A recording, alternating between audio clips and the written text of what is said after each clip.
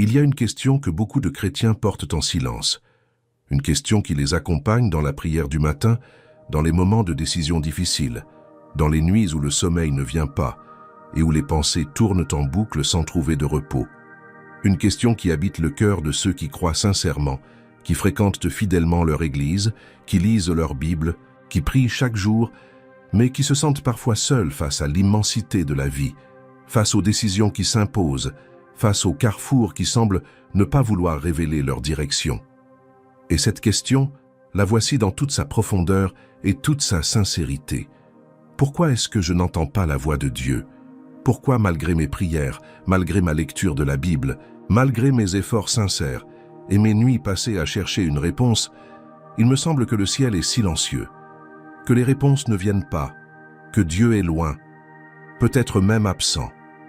Si vous avez déjà porté cette question dans votre cœur, si cette question vous habite en ce moment même alors que vous regardez ce message, alors ce que nous allons partager ensemble est pour vous, parce que la vérité que nous allons découvrir n'est pas seulement une vérité théologique réservée aux théologiens et aux spécialistes, c'est une vérité vivante, pratique, transformante, qui peut changer votre vie quotidienne, votre relation avec Dieu et la façon dont vous traversez les saisons les plus difficiles et les plus incertaines de votre existence.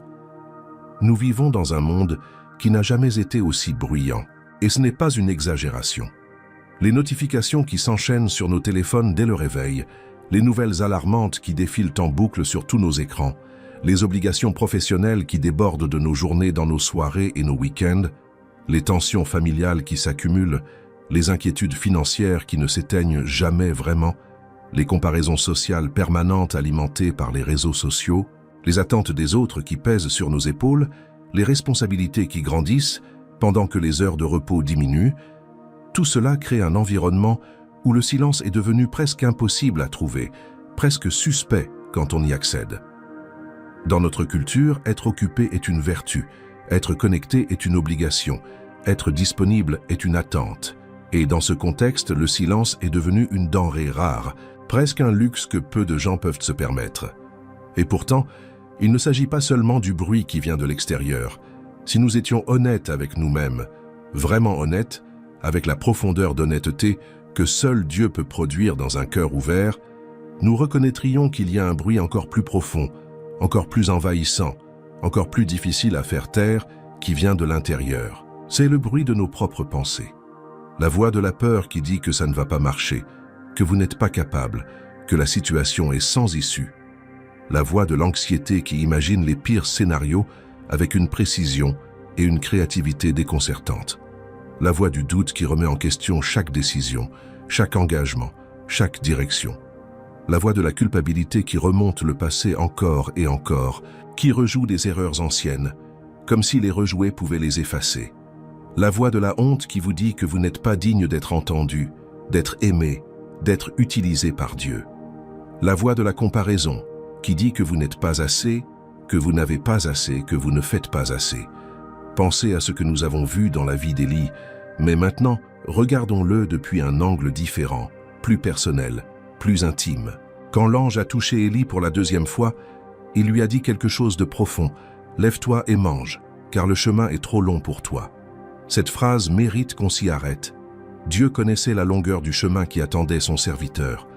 Il savait que les étapes à venir exigeraient plus de force qu'Élie n'en avait à ce moment-là.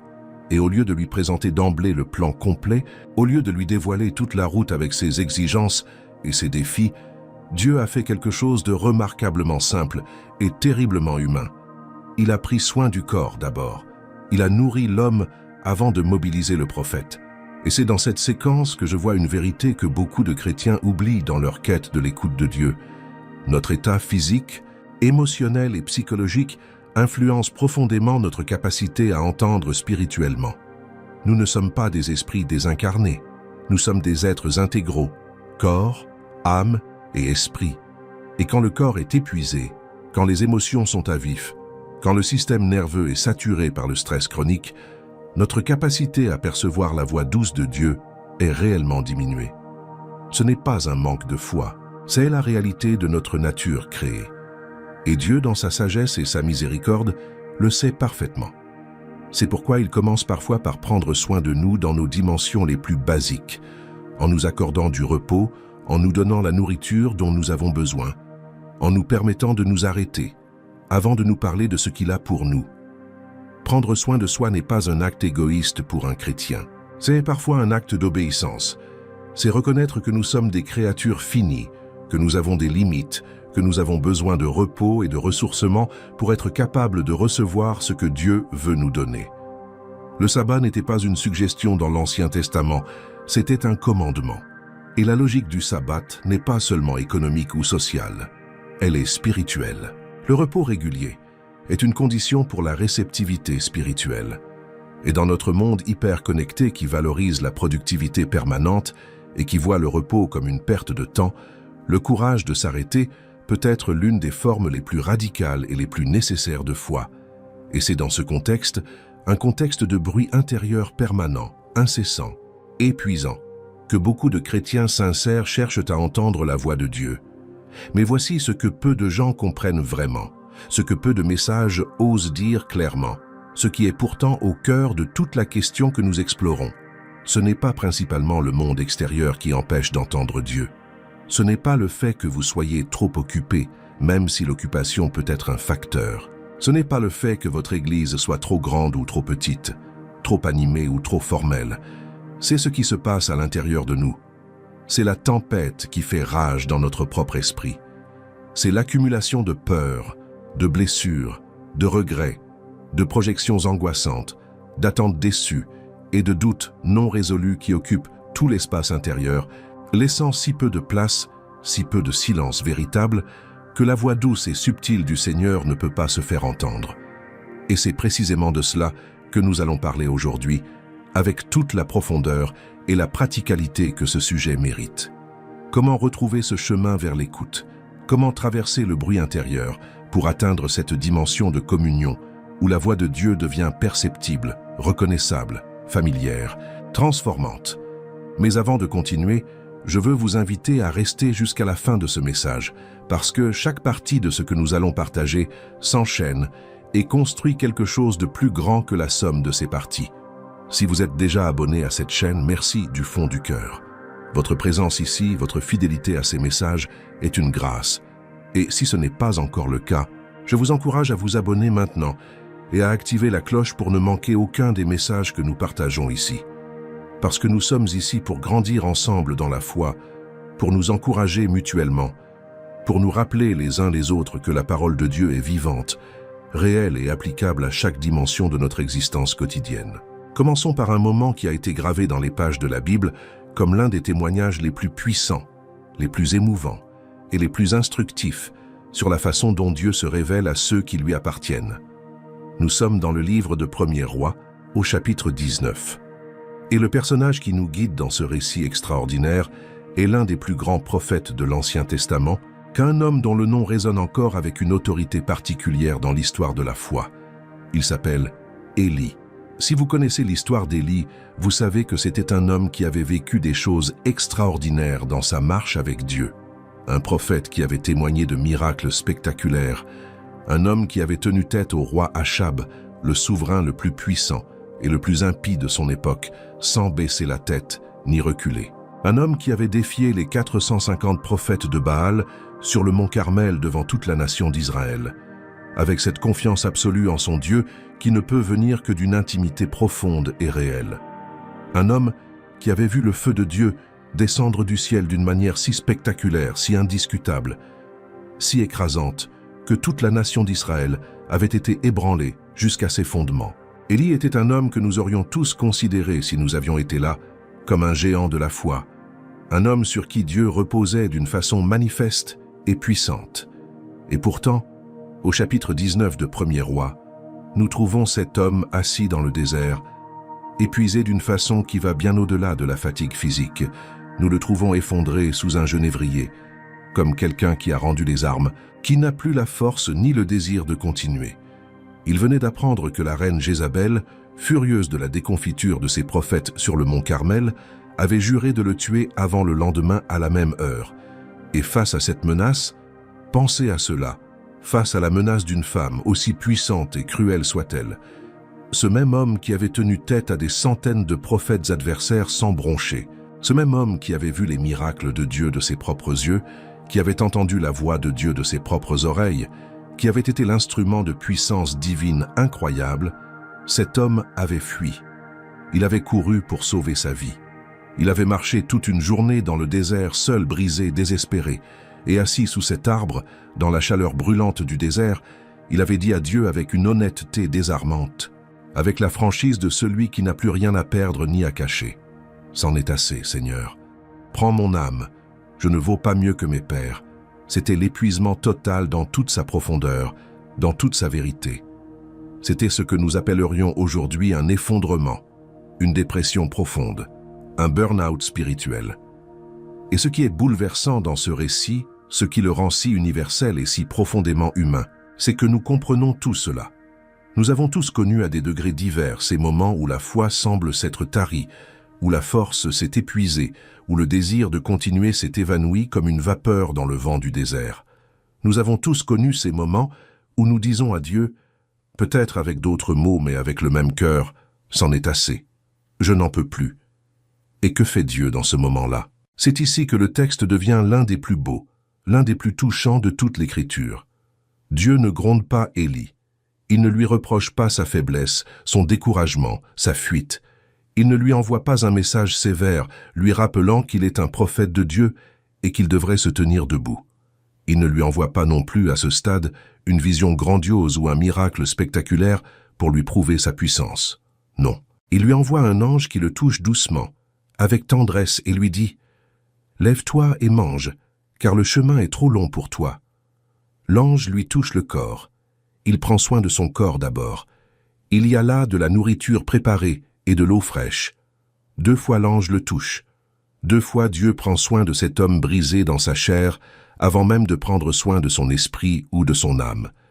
Et après avoir mangé et s'être reposé, fortifié par cette nourriture envoyée du ciel, Élie se lève et marche pendant 40 jours et 40 nuits jusqu'à la montagne de Dieu, l'Horeb, le même lieu où Moïse avait rencontré Dieu dans le buisson ardent.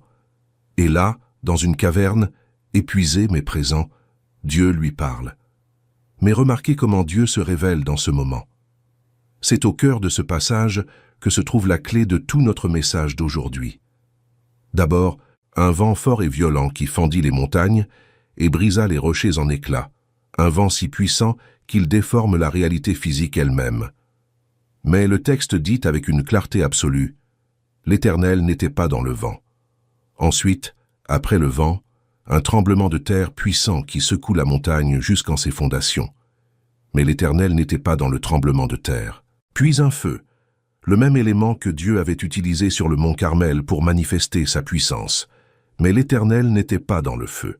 Et après le feu vint quelque chose que les traducteurs ont eu du mal à rendre avec un seul terme, tant la réalité qu'il décrit est subtile et profonde. Certaines versions disent « une voix douce et tranquille », d'autres « un souffle doux et léger », d'autres encore « un murmure ténu ». La version espagnole dit « una voz apacible et delicada », une voix paisible et délicate.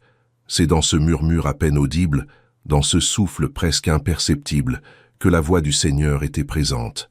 Et c'est dans ce moment que Dieu a parlé à Élie, l'a interrogé avec douceur, l'a recommissionné avec amour, lui a révélé qu'il n'était pas seul, qu'il restait 7000 hommes en Israël qui n'avaient pas fléchi le genou devant Baal. Voici donc la leçon fondamentale que ce texte nous enseigne. Une leçon qui est absolument essentielle pour tout ce que nous allons explorer dans ce message. Dieu ne compète pas avec le bruit. Il ne crie pas pour se faire entendre par-dessus nos tempêtes intérieures. Il ne cherche pas à surpasser le volume de nos angoisses ou la fréquence de nos pensées agitées. Il ne combat pas contre nos peurs pour avoir la première place dans notre conscience. Sa voix est douce, sa voix est paisible, sa voix est profonde comme un puits dont le fond touche l'éternité. Et pour l'entendre, il faut apprendre à se taire soi-même. Il faut apprendre à traverser les vents violents, les tremblements de terre et les feux de nos propres émotions, pour atteindre cet espace de silence intérieur où le murmure de Dieu peut être perçu. C'est ce voyage vers le silence intérieur, vers la profondeur de la communion avec Dieu, que nous allons entreprendre ensemble aujourd'hui. Et je crois avec toute la conviction de mon cœur que si vous avez le courage de vous engager dans ce voyage, rien ne sera plus jamais exactement pareil dans votre relation avec Dieu. Maintenant, entrons dans quelque chose de crucial que beaucoup de chrétiens ne reconnaissent pas en eux-mêmes, quelque chose qui reste souvent dans l'ombre, parce qu'il est plus confortable de chercher les obstacles à l'extérieur de soi qu'à l'intérieur. Nous avons souvent tendance à chercher la cause de notre difficulté à entendre Dieu dans des facteurs extérieurs. Peut-être que je ne prie pas assez. Peut-être que je ne lis pas assez la Bible. Peut-être que je ne participe pas suffisamment à la vie de mon Église. Peut-être que j'ai commis un péché qui a mis une distance entre Dieu et moi.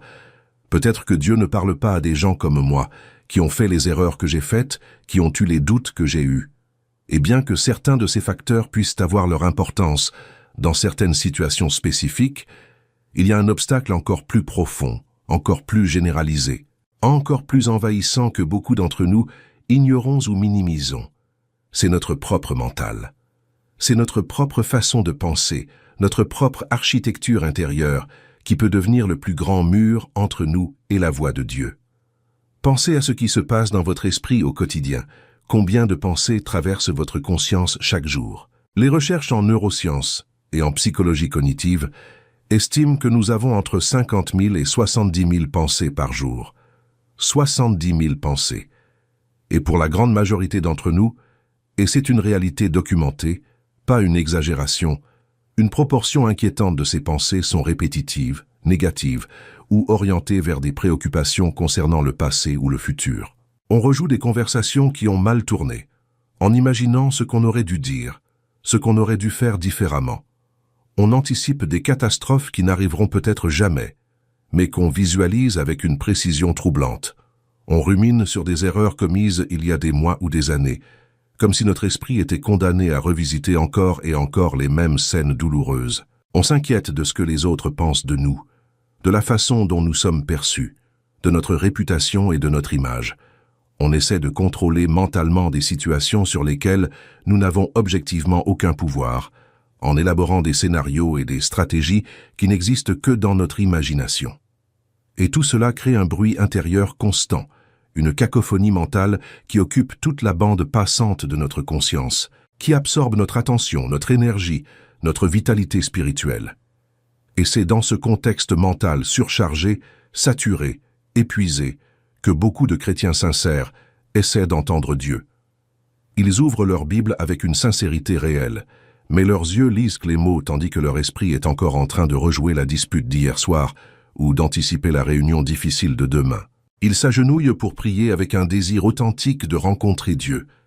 Mais à peine ont-ils commencé que leur esprit dérive vers la liste des tâches de la journée, vers l'inquiétude concernant leur santé, vers la peur de l'avenir, vers les problèmes qui n'attendent pas. Ils cherchent une direction divine pour leur vie avec une sincérité indéniable, mais la voix dominante en eux est celle de la peur. Et la peur déforme tout ce qu'elle touche comme une lentille déformante qu'on aurait placée entre Dieu et notre cœur.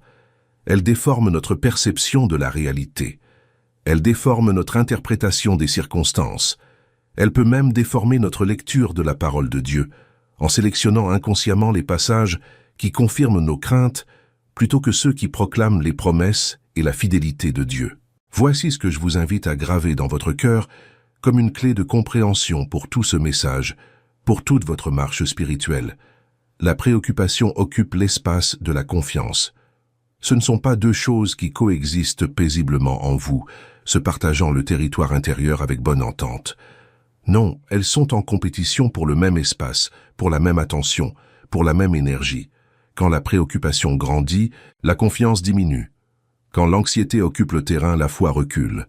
Et quand la confiance diminue, notre capacité à percevoir la voix de Dieu diminue également. Parce que la voix de Dieu ne résonne pleinement que dans un cœur qui fait confiance. Un cœur qui, même sans comprendre toutes les circonstances, même sans avoir toutes les réponses, a décidé de s'appuyer non pas sur ses propres forces ou sur sa propre compréhension, mais sur le caractère de celui qui tient toutes choses dans ses mains et qui connaît la fin dès le commencement.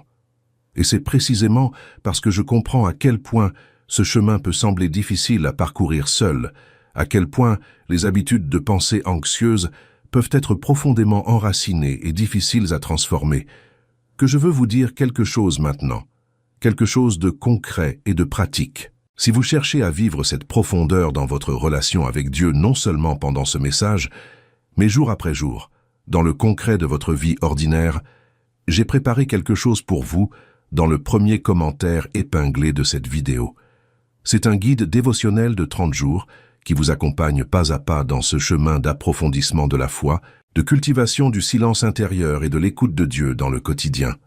Chaque jour, une méditation ancrée dans la parole, une pratique concrète, un espace pour que Dieu vous parle et que vous puissiez l'entendre vraiment. Je l'ai mis là parce que je crois que ce que nous partageons ici mérite d'être vécu dans la durée, pas seulement écouté en passant. Allez voir le premier commentaire épinglé après ce message. C'est là pour vous.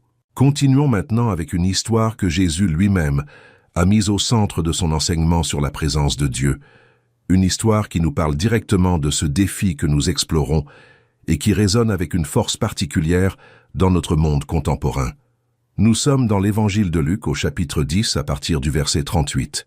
Jésus et ses disciples arrivent dans un village et une femme du nom de Marthe, une femme que les évangiles nous présentent comme une disciple sincère et généreuse, l'accueille dans sa maison avec chaleur et empressement. Marthe avait une sœur qui s'appelait Marie. Et Marie, dès que Jésus franchit le seuil de la maison, fit une chose simple mais extraordinaire. Elle s'assit aux pieds du Seigneur et écoutait sa parole. Elle était là, pleinement présente, pleinement attentive, son cœur et son esprit entièrement tournés vers Jésus. Elle ne faisait rien d'autre, elle ne préparait rien, ne servait rien, n'organisait rien, elle écoutait. Mais Marthe, elle, était absorbée par les multiples soins du service. Le texte original grec utilise un mot qui décrit parfaitement son état. Elle était distraite, dispersée, éparpillée dans 1000 directions.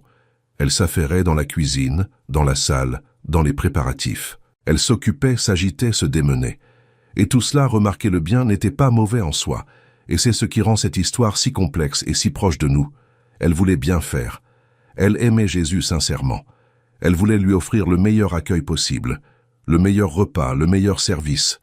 Ses intentions étaient pures, son amour était réel.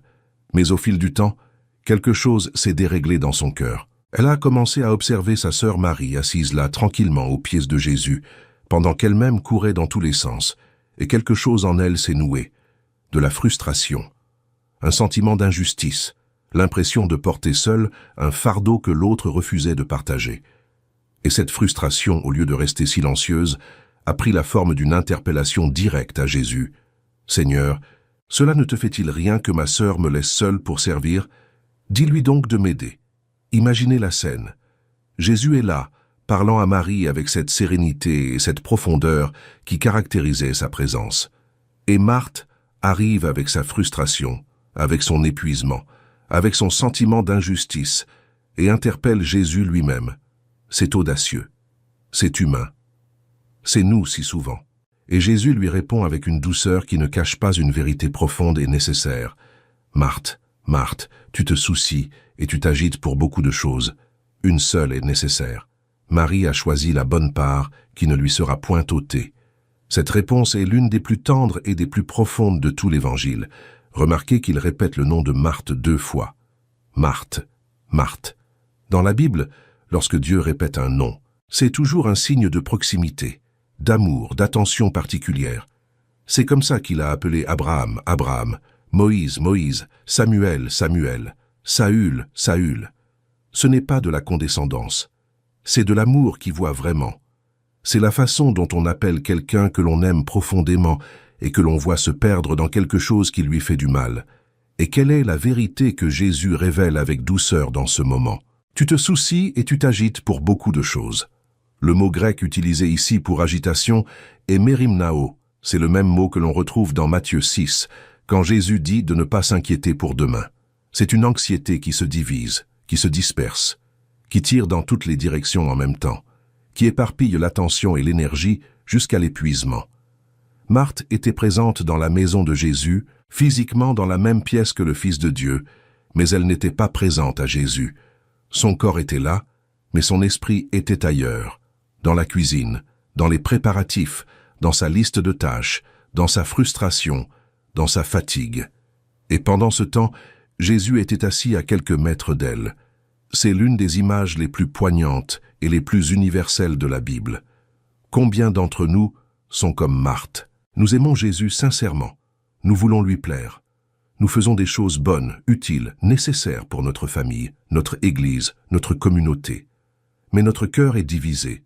Nos pensées sont éparpillées entre 1000 préoccupations. Notre attention est constamment détournée par les urgences du quotidien, les attentes des autres, les inquiétudes qui ne cessent jamais. Et pendant tout ce temps-là, Jésus est là. Sa présence est disponible. Sa voix est prête à parler. Mais nous sommes trop agités, trop dispersés, trop épuisés pour nous asseoir à ses pieds, trop occupés avec les choses importantes pour nous occuper de la seule chose nécessaire.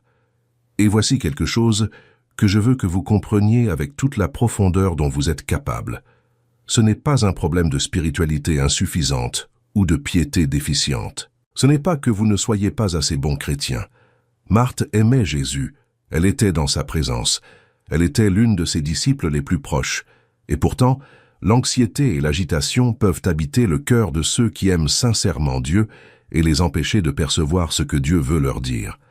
L'agitation n'est pas toujours le signe d'un cœur froid, elle peut être le signe d'un cœur sincère mais épuisé, d'une foi réelle mais débordée, d'un amour authentique mais qui a perdu son centre. Et c'est pourquoi le chemin vers l'écoute de Dieu commence toujours par quelque chose qui semble contre-productif, presque impraticable dans notre monde. Il commence par le choix de s'arrêter, de s'asseoir, de poser le fardeau des préoccupations comme on pose un sac trop lourd et de tourner son cœur, son attention, son désir vers celui qui est la source de toute paix, de toute sagesse et de toute direction. Si vous voulez vivre cela dans la pratique, pas seulement aujourd'hui mais demain et après-demain, n'oubliez pas d'aller voir le premier commentaire épinglé sous cette vidéo. J'y ai laissé quelque chose qui peut vraiment vous accompagner dans cette démarche concrète au quotidien.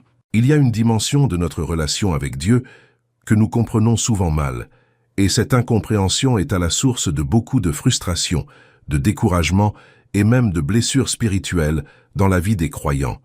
Nous avons tendance à approcher Dieu comme nous approchons un service client. Nous avons un problème. Nous formulons notre demande et nous attendons une réponse rapide et claire.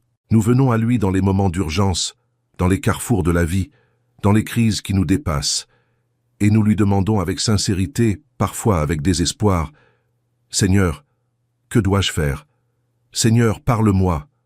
Seigneur, donne-moi une réponse avant demain, avant la fin de la semaine, avant que cette situation ne m'échappe complètement. » Et lorsque la réponse ne vient pas dans les délais que nous avions espérés, lorsque le ciel semble silencieux, alors que notre situation réclame une direction urgente, nous ressentons de la déception, parfois de la confusion, parfois même une douleur sourde qui ressemble à de l'abandon. Mais voici ce que la parole de Dieu nous enseigne avec une clarté et une cohérence remarquables sur la nature profonde de notre relation avec lui.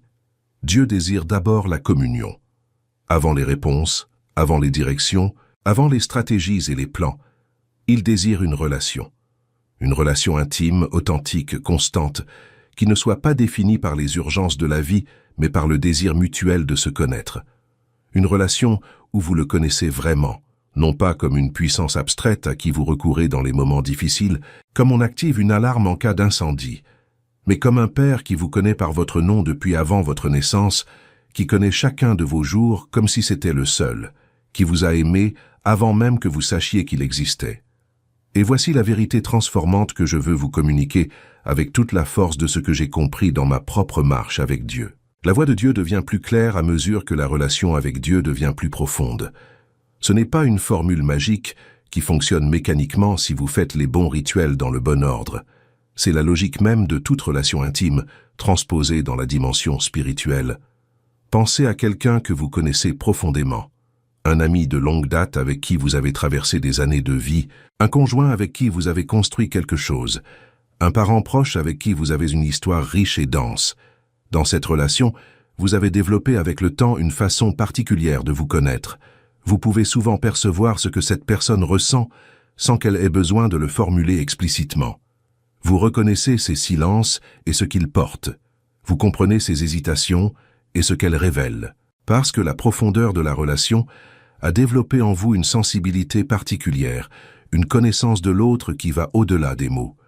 Il en va de même, et de façon encore plus profonde, encore plus belle, dans notre relation avec Dieu.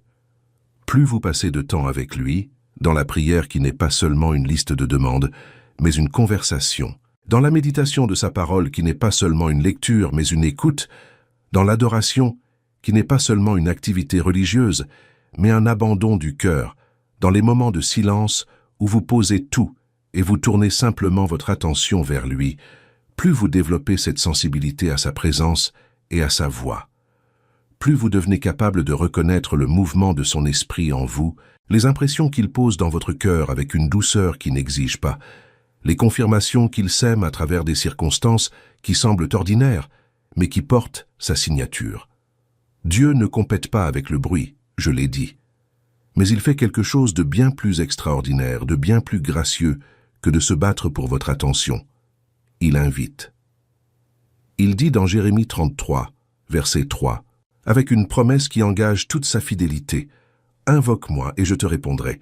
Je t'annoncerai de grandes choses, des choses cachées que tu ne connais pas. » C'est une invitation ouverte. C'est un Dieu qui dit « Viens, cherche-moi. Approche-toi de moi avec un cœur qui désire vraiment me trouver. Et quand tu viendras, je ne me déroberai pas. Je ne me cacherai pas de celui qui me cherche sincèrement. Je me laisserai trouver. Et dans cette proximité, dans cette intimité qui se construit dans la durée et la fidélité, tu entendras ma voix. La proximité avec Dieu est plus importante que d'obtenir des réponses immédiates.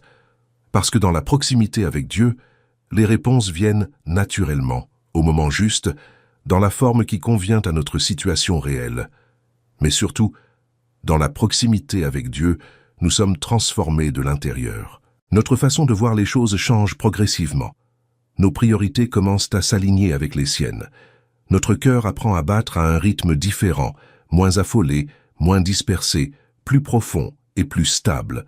Et c'est là, dans cette transformation progressive, dans cette conformation de plus en plus grande à la pensée de Dieu, que la vie chrétienne prend toute sa profondeur, toute sa richesse, toute sa beauté et toute sa puissance. Quel que soit l'endroit où vous vous trouvez aujourd'hui dans votre relation avec Dieu, quelle que soit la distance que vous ressentez, quelle que soit la saison que vous traversez, il est toujours possible de se rapprocher.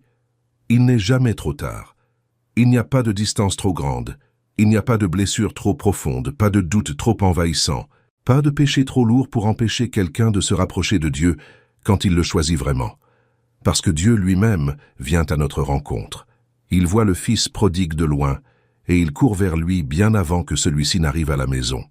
Et si vous voulez aller plus loin dans cette démarche au quotidien, je vous encourage encore. Regardez le premier commentaire épinglé. J'y ai préparé quelque chose de concret pour vous accompagner pas à pas dans ce chemin de rapprochement avec Dieu.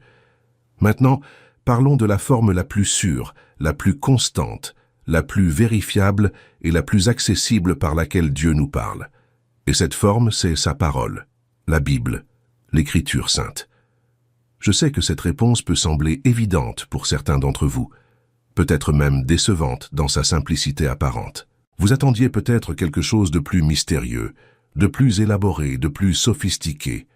Mais je vous invite à aller bien au-delà de l'évidence de surface, parce qu'il y a une différence abyssale entre savoir que la Bible est la parole de Dieu, une connaissance que nous pouvons avoir de façon très théorique, très intellectuelle, sans qu'elle touche vraiment notre vie, et la vivre comme la voix de Dieu qui nous parle directement, personnellement aujourd'hui dans notre situation spécifique, avec la précision et la pertinence d'une lettre écrite pour vous.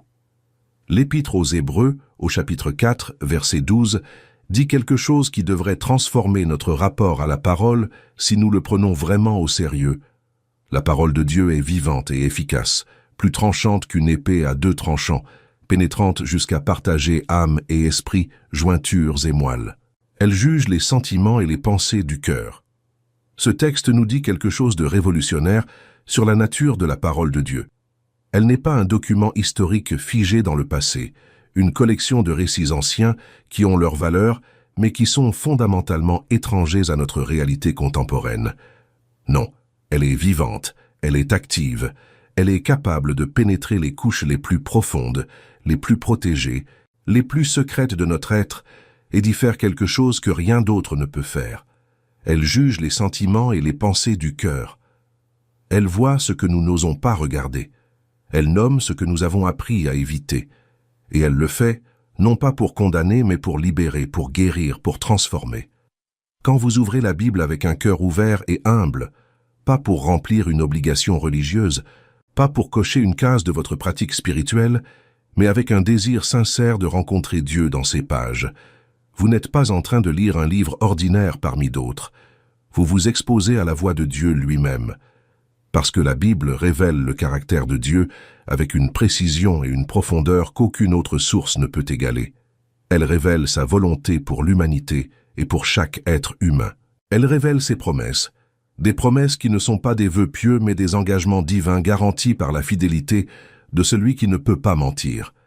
Elle révèle ses principes, ses lois de la vie spirituelle qui fonctionnent avec la même constance que les lois de la physique fonctionnent dans le monde matériel.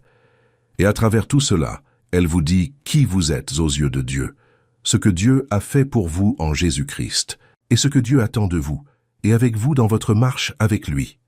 Il n'y a pas de source plus fiable, plus stable, plus profonde et plus accessible pour entendre la voix de Dieu que la lecture attentive, méditative et priante de sa parole. Mais il y a quelque chose d'important que nous devons reconnaître avec une honnêteté qui peut être inconfortable, mais qui est libératrice. Souvent, nous cherchons la direction de Dieu pour les grandes décisions de la vie. Quel emploi accepter? Quelle ville rejoindre? Qui épouser? Quelle voie prendre à ce carrefour? Alors que Dieu a déjà parlé clairement dans sa parole sur des domaines fondamentaux de notre existence quotidienne que nous n'avons pas encore pleinement embrassés. Il a parlé sur le pardon, sur la nécessité de pardonner à ceux qui nous ont blessés, pas parce que leurs actions étaient acceptables, mais parce que le pardon nous libère nous-mêmes du poids de la rancœur. Il a parlé sur la confiance, sur la décision de s'en remettre à lui-même quand les circonstances ne correspondent pas à nos attentes, sur l'honnêteté dans nos relations et dans notre intégrité personnelle, sur l'humilité qui reconnaît que nous avons besoin des autres et de Dieu, sur le service désintéressé, sur l'amour des ennemis, sur la prière sans cesse, sur la générosité qui libère. Et parfois, la vérité que nous devons accueillir est celle-ci. Nous ne manquons pas de direction de la part de Dieu. Ce dont nous manquons parfois, c'est d'obéissance à ce que Dieu a déjà dit clairement. C'est un point que je veux souligner avec une force particulière, parce qu'il est souvent inconfortable, mais il est profondément libérateur quand on l'accueille avec humilité. L'obéissance à ce que Dieu a déjà dit ouvre nos oreilles à entendre ce qu'il veut encore nous dire. Il y a un lien direct et réel entre la fidélité dans les petites choses, dans ce que Jésus appelle les petits domaines de la vie, et la capacité à entendre la voix de Dieu pour les grandes décisions et les grands appels. Celui qui est fidèle en peu de choses recevra la confiance pour beaucoup. Et cette fidélité commence là où Dieu a déjà parlé. Si vous voulez aller plus profond dans cette relation avec la parole de Dieu, jour après jour, je vous ai laissé quelque chose dans le premier commentaire épinglé sous cette vidéo. Allez y jeter un œil, c'est là pour vous accompagner. Il y a un autre aspect de la relation avec Dieu que nous devons aborder avec toute la profondeur qu'il mérite, et c'est la question de la louange et de l'adoration, dans le contexte de l'écoute. La louange n'est pas seulement une réponse à ce que nous recevons de Dieu, elle est aussi une posture qui nous prépare à recevoir. Quand nous adorons Dieu, non pas dans un esprit de manipulation spirituelle, comme si nous pouvions l'impressionner ou l'amadouer avec nos louanges pour qu'il nous parle, mais dans un esprit d'abandon authentique à qui il est dans sa grandeur et dans sa bonté, quelque chose se transforme dans notre intérieur. Les préoccupations, qui semblaient insurmontables quelques minutes auparavant, commencent à retrouver leurs proportions réelles à la lumière de la grandeur de Dieu. Les peurs qui occupaient tout l'espace commencent à reculer quand nous contemplons celui qui tient l'univers dans ses mains.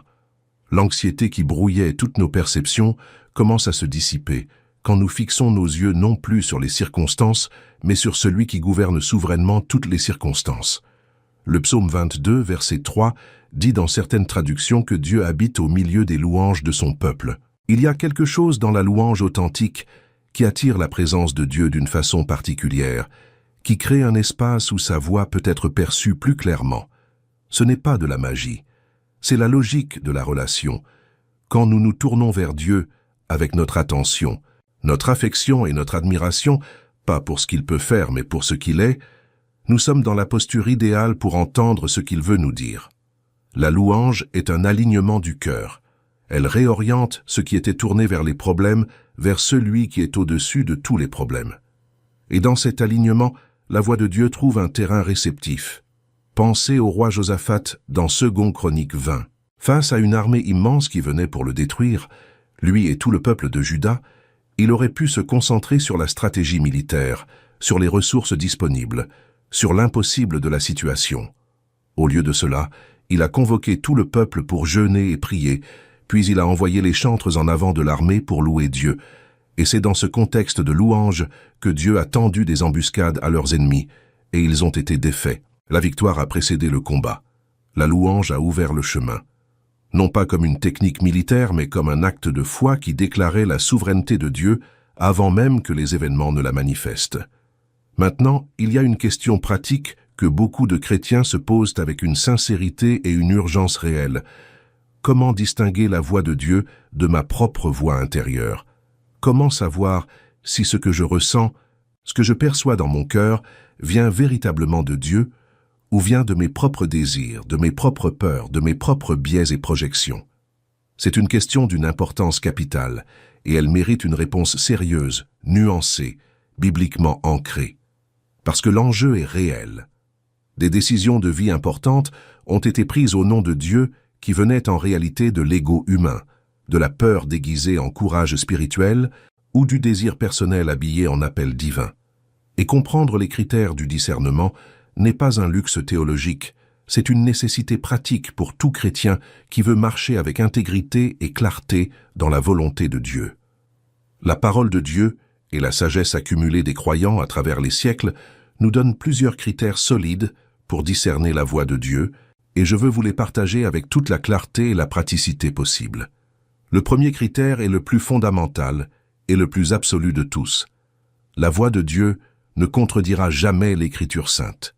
Jamais, sans exception, sous aucune forme, dans aucune circonstance. Dieu ne se contredit pas. Il est le même hier, aujourd'hui et éternellement, dit l'Épître aux Hébreux.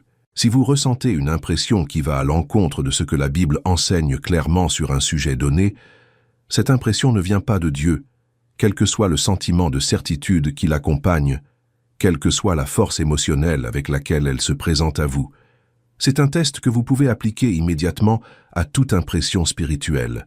Est-ce que cela est cohérent avec ce que Dieu a révélé dans sa parole? Si la réponse est non, la source n'est pas divine. Point. Le deuxième critère, la voix de Dieu corrige avec amour, elle ne condamne pas avec cruauté.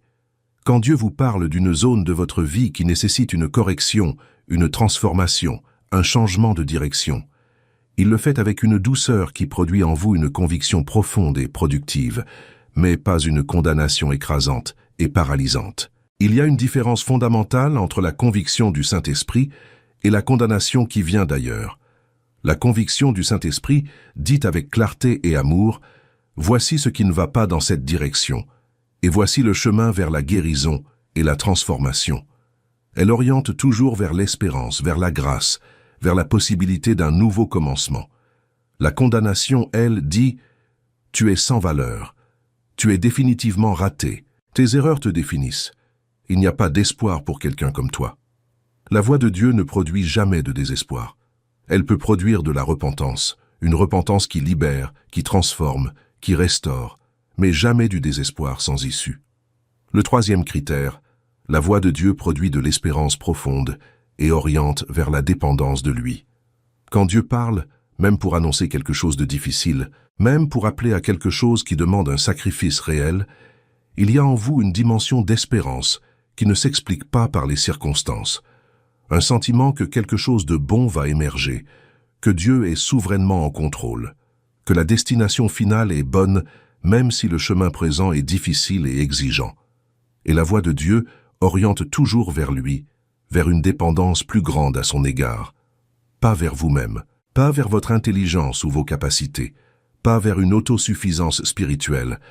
Elle dit, « Regardez vers moi, faites-moi confiance, je suis avec vous, c'est moi qui porte, c'est moi qui guide, c'est moi qui accomplis. » Le quatrième critère, la voix de Dieu apporte une paix profonde qui surpasse l'entendement.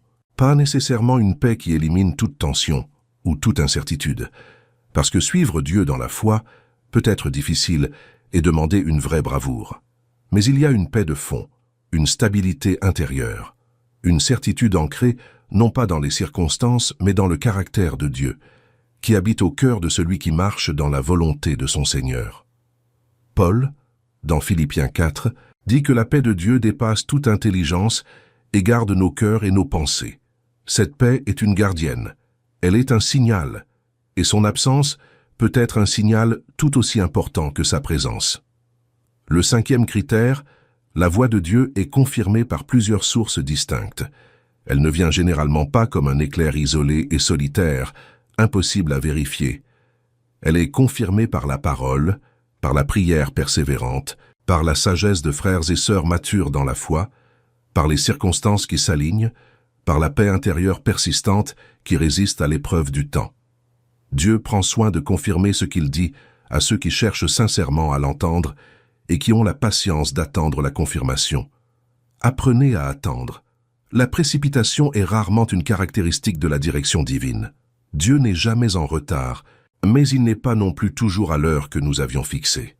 Ces 5 critères forment ensemble un filtre spirituel robuste que vous pouvez appliquer à toutes les impressions, les pensées, les sentiments que vous recevez.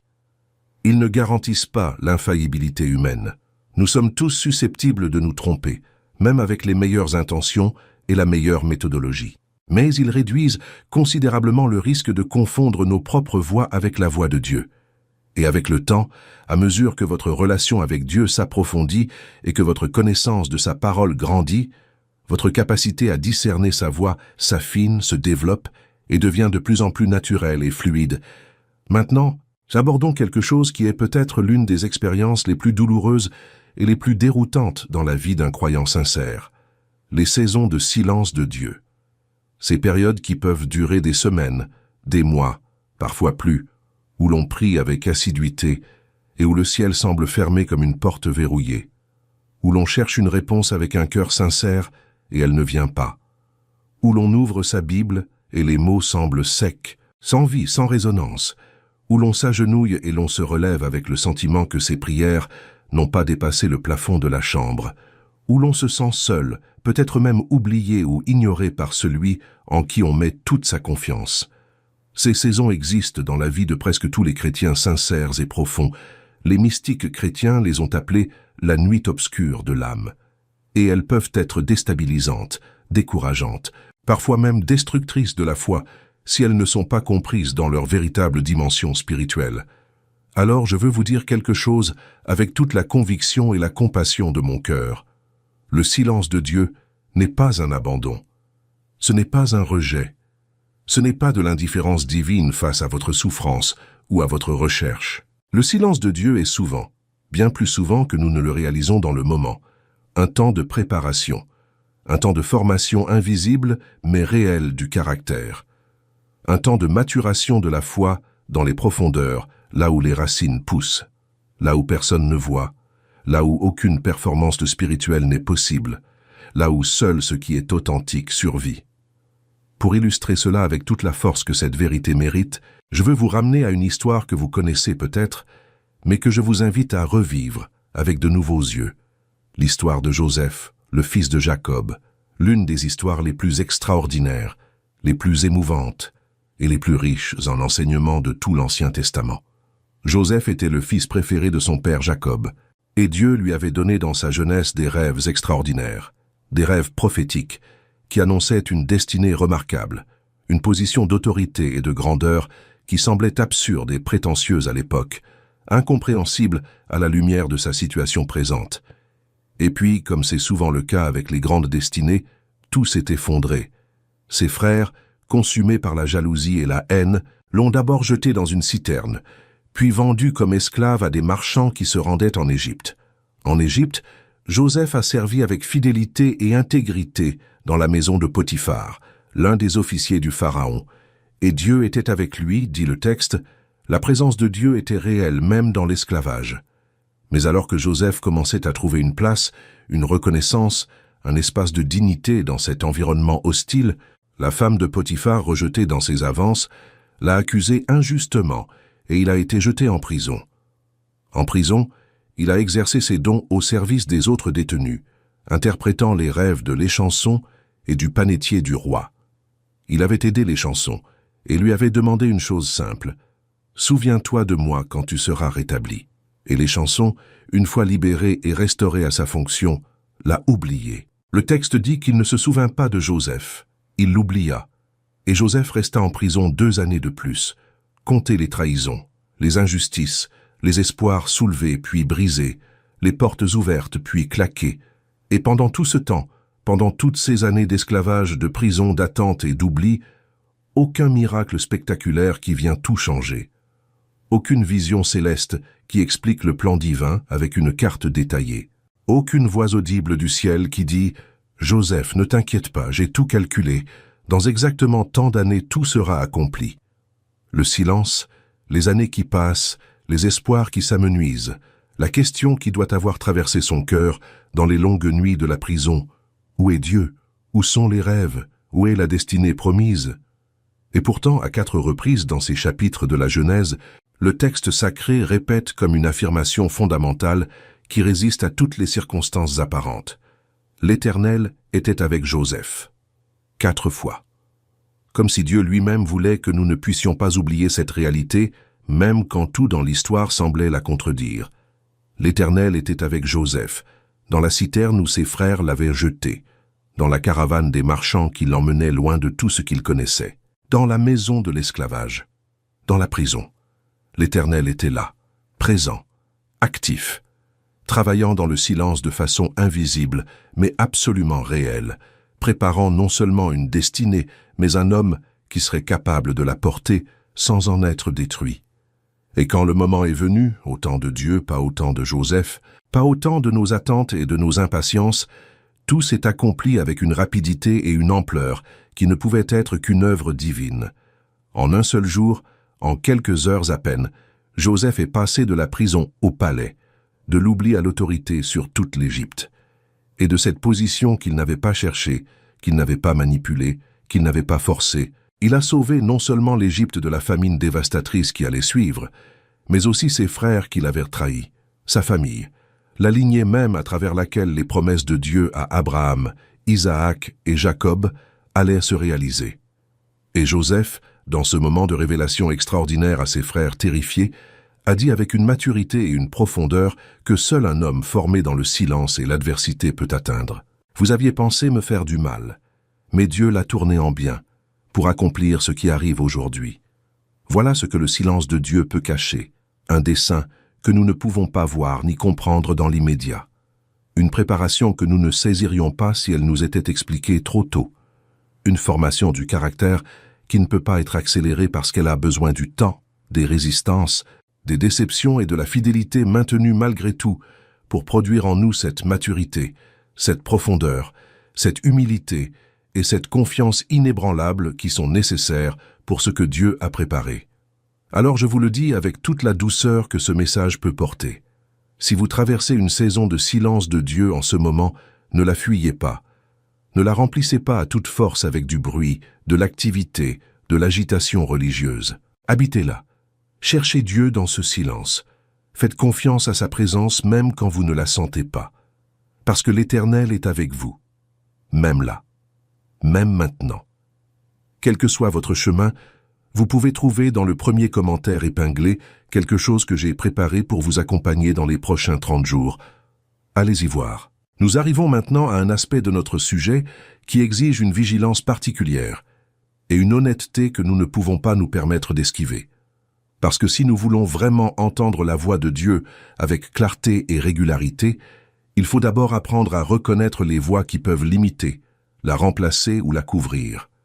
Et ces voix sont nombreuses, subtiles, souvent très convaincantes, et elles peuvent tromper même les croyants les plus sincères et les plus expérimentés.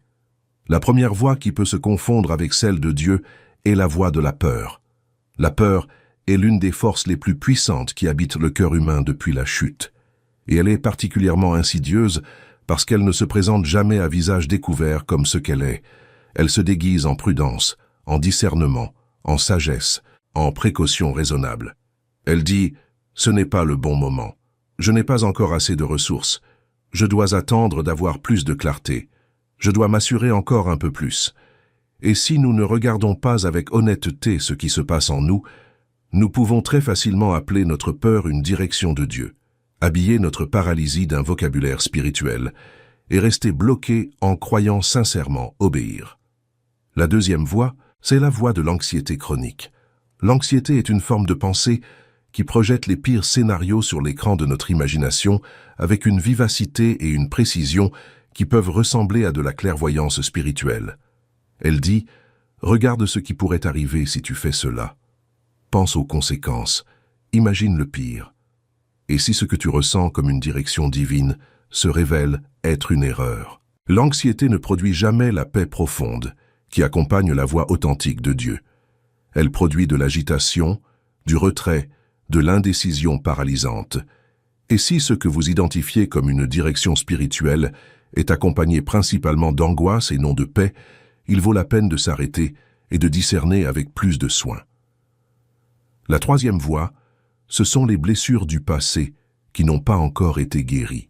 Nos expériences passées, les traumatismes, les abandons, les trahisons, les humiliations, les déceptions profondes, façonnent notre façon de percevoir la réalité présente et d'anticiper l'avenir d'une manière souvent inconsciente, mais très puissante. Un enfant qui a grandi avec un père autoritaire et exigeant peut avoir une difficulté sincère et réelle à concevoir Dieu autrement que comme un juge qui attend l'erreur pour punir.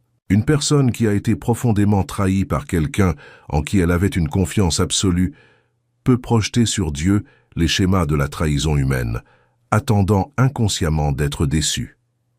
Ces blessures ne nous rendent pas moins aimés de Dieu.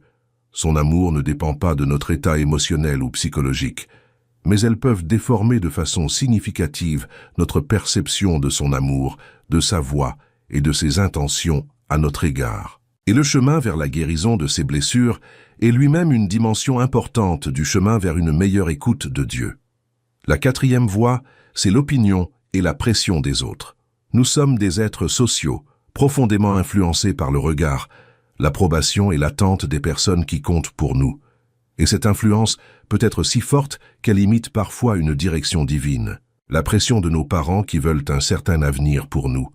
L'attente de notre communauté d'église qui a une idée précise de ce que notre vie devrait ressembler. L'avis d'un mentor que nous respectons profondément et qui exprime une opinion tranchée. Ces voix peuvent parfois être de véritables canaux par lesquels Dieu nous parle, la sagesse d'un ami sage, le conseil d'un ancien, la perspective aimante d'un proche. Mais elles peuvent aussi nous emmener dans des directions qui sont les leurs et non les nôtres, qui servent leurs besoins ou leurs projections plutôt que notre vocation authentique. Le discernement est nécessaire. Et la cinquième voie, peut-être la plus subtile, la plus difficile à identifier et la plus trompeuse de toutes, c'est la voie de nos propres désirs profonds. Nous voulons quelque chose avec une intensité qui dépasse la simple préférence. Un mariage particulier, une promotion professionnelle, un déménagement vers un lieu qui nous attire, un accomplissement personnel qui nous tient à cœur depuis longtemps. Et parce que nous le voulons avec cette force, nous pouvons nous convaincre, souvent de façon tout à fait inconsciente, que c'est aussi ce que Dieu veut pour nous. Nous sélectionnons les signes qui confirment notre désir. Nous interprétons les circonstances en notre faveur. Nous ressentons une paix qui est en réalité le soulagement d'avoir pris une décision longtemps désirée plutôt que la paix authentique de Dieu. Ce n'est pas toujours intentionnel. C'est la nature du cœur humain que Jérémie décrit comme tortueux par-dessus tout, pas mauvais par essence, mais complexe, capable de se duper lui-même avec une créativité remarquable. Comment naviguer dans ce labyrinthe avec intégrité et clarté? Le chemin est à la fois simple dans ses principes et exigeant dans sa pratique. Il passe par la prière honnête, pas la prière qui dit à Dieu ce qu'il veut entendre, mais la prière des psaumes qui exprime ce qui est vraiment là dans notre cœur, avec toutes ses contradictions et ses confusions, et qui demande à Dieu de révéler la vérité. Il passe par un ancrage profond dans la parole, pas lu de façon superficielle mais médité, prié, appliqué. Il passe par l'attente patiente, parce que les impressions qui viennent de Dieu persistent et se précisent avec le temps, tandis que celles qui viennent de l'émotion s'estompent quand la tempête passe. Il passe par la communauté, ces relations de confiance dans le corps de Christ où la perspective des autres peut nous aider à voir ce que nous ne pouvons pas voir seuls.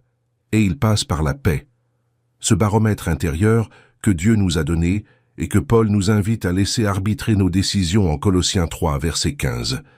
Avant de conclure ce message, je veux vous parler de quelque chose que nous n'avons pas encore explicitement abordé, mais qui est fondamental pour tout ce que nous avons dit jusqu'ici.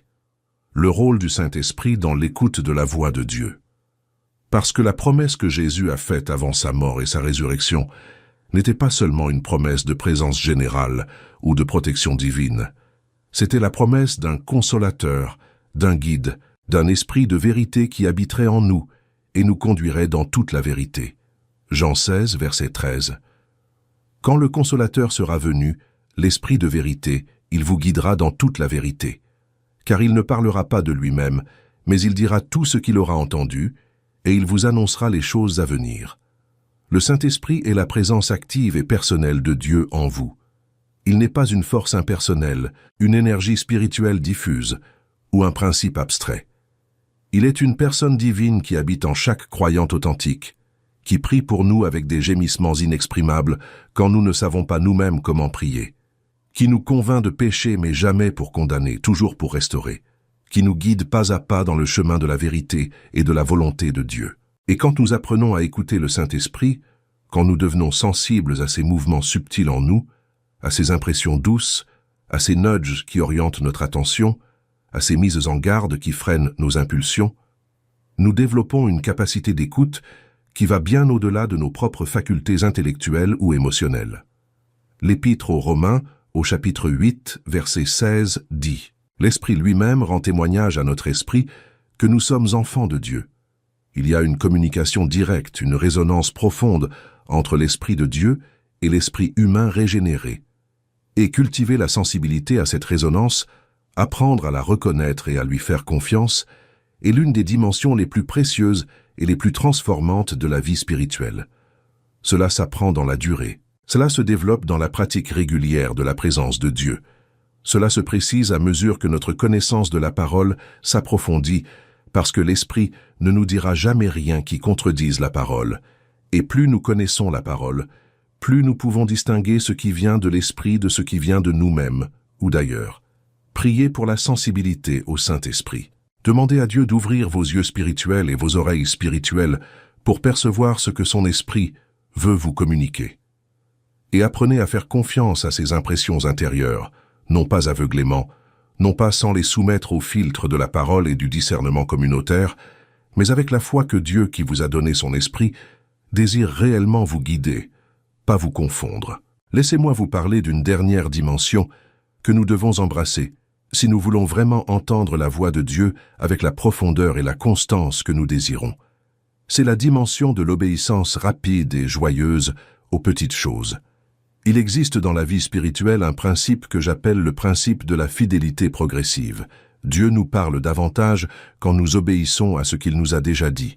Et cette fidélité se démontre d'abord dans les petits gestes du quotidien, dans les décisions qui semblent mineures et sans importance, dans les moments où personne ne nous observe et où nous pourrions facilement choisir la facilité ou le compromis. Quand Dieu met dans votre cœur l'impression de contacter quelqu'un pour l'encourager, faites-le. Quand il met dans votre conscience la nécessité de régler une relation tendue, agissez. Quand il vous parle de votre temps, de votre argent, de vos priorités, obéissez, même si cela coûte quelque chose, parce que chaque acte d'obéissance dans les petites choses développe en vous une sensibilité accrue à la voix de Dieu pour les grandes. Chaque fois que vous choisissez d'obéir plutôt que d'ignorer, vous renforcez la connexion entre votre cœur et le cœur de Dieu. Vous dites, par vos actes plutôt que par vos paroles, « Seigneur, ta voix compte pour moi. Ta direction m'importe. Je veux marcher dans ta volonté, pas dans la mienne. » Et cette disposition du cœur crée un terrain fertile pour une écoute de plus en plus claire et de plus en plus fructueuse. Il y a une béatitude que Jésus prononce dans le Sermon sur la montagne qui s'applique directement à ce principe. Bienheureux ceux qui ont le cœur pur, car ils verront Dieu. La pureté du cœur dont parle Jésus n'est pas une perfection morale impossible à atteindre en cette vie. C'est une disposition, une orientation, une sincérité fondamentale. Un cœur qui veut vraiment ce que Dieu veut, qui n'a pas d'agenda caché, qui ne cherche pas à utiliser Dieu comme un outil au service de ses propres plans. Un cœur qui dit vraiment, dans la profondeur de son être, que ta volonté soit faite et non la mienne. Et c'est ce cœur-là, imparfait, en croissance, souvent tâtonnant, mais sincère dans son orientation fondamentale, qui verra Dieu, qui entendra Dieu, qui marchera avec Dieu dans la profondeur de communion que nous explorons dans ce message. Nous approchons de la conclusion de ce voyage que nous avons entrepris ensemble, et je veux vous laisser avec quelque chose qui soit plus qu'une liste de principes ou une collection d'enseignements. Je veux vous laisser avec une invitation, la même invitation que Dieu lance depuis le commencement de l'histoire de la rédemption, depuis la première page de la Genèse jusqu'à la dernière page de l'Apocalypse, l'invitation à venir, à s'approcher, à cultiver cette relation qui est à la source de tout discernement, de toute clarté, de toute direction et de toute transformation. La vie spirituelle profonde, la vie où la voix de Dieu est entendue avec régularité et clarté, où la communion avec lui est une réalité quotidienne et non un idéal lointain, n'est pas le résultat d'un effort extraordinaire ou d'une expérience spirituelle spectaculaire. Elle est le fruit d'une fidélité ordinaire dans les pratiques simples que la parole nous enseigne. La prière quotidienne, même quand elle semble sèche et peu inspirée. La lecture de la parole, même quand elle ne produit pas d'illumination immédiate. Le moment de silence intentionnel où vous posez vos préoccupations et vous tournez simplement votre cœur vers Dieu. La pratique de la gratitude qui ouvre les yeux à la présence de Dieu dans les choses ordinaires et apparemment banales du quotidien. L'obéissance fidèle dans les petites choses qui ouvre la voie à la confiance pour les grandes. Et dans cette vie quotidienne de foi, quelque chose de merveilleux se produit progressivement, souvent de façon si graduelle qu'on ne le remarque qu'en retournant en arrière et en mesurant le chemin parcouru. Les voix parasites commencent à perdre de leur pouvoir. La voix de la peur devient moins dominante, moins envahissante. La voix de l'anxiété trouve moins de prise sur votre cœur. Et la voix de Dieu, douce, paisible, profonde, aimante, toujours juste et toujours bonne, commence à se distinguer plus clairement du bruit ambiant. Non pas parce que vous avez atteint une perfection spirituelle, non pas parce que vous avez accompli quelque chose qui mérite cette grâce, mais parce que vous avez choisi jour après jour, avec toute votre imperfection et toute votre humanité, de vous approcher de celui dont la voix transforme tout ce qu'elle touche.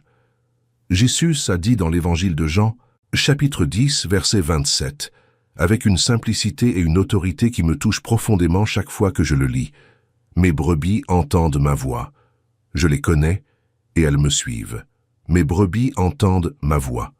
Pas peut-être, pas seulement les plus avancés spirituellement, pas seulement dans des circonstances idéales.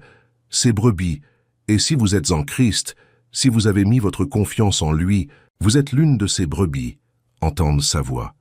C'est une promesse. C'est une affirmation de Jésus lui-même sur la nature de la relation qu'il a établie avec les siens. Vous avez été créés pour entendre sa voix. Cette capacité est en vous. Et tout ce que nous avons exploré ensemble dans ce message n'est que le chemin vers l'actualisation de quelque chose que vous possédez déjà en puissance. Mes amis, nous voici au terme de ce message, et avant de vous laisser, je veux résumer en quelques images fortes les vérités que nous avons traversées ensemble, parce que je veux qu'elles restent vivantes dans votre cœur, bien après que l'écran soit éteint. Dieu parle. Il a toujours parlé, depuis le Jardin d'Éden jusqu'à aujourd'hui. Il parle dans le murmure doux et léger, comme il a parlé à Élie épuisé dans le désert de Horeb. Il parle dans sa parole, vivante et active, plus tranchante que toute épée, et plus douce que tout miel. Il parle à travers les circonstances, les rencontres inattendues, les confirmations qu'il tisse patiemment dans la tapisserie de nos vies. Il parle dans le silence de la prière, quand nous nous arrêtons assez longtemps pour écouter vraiment plutôt que seulement parler.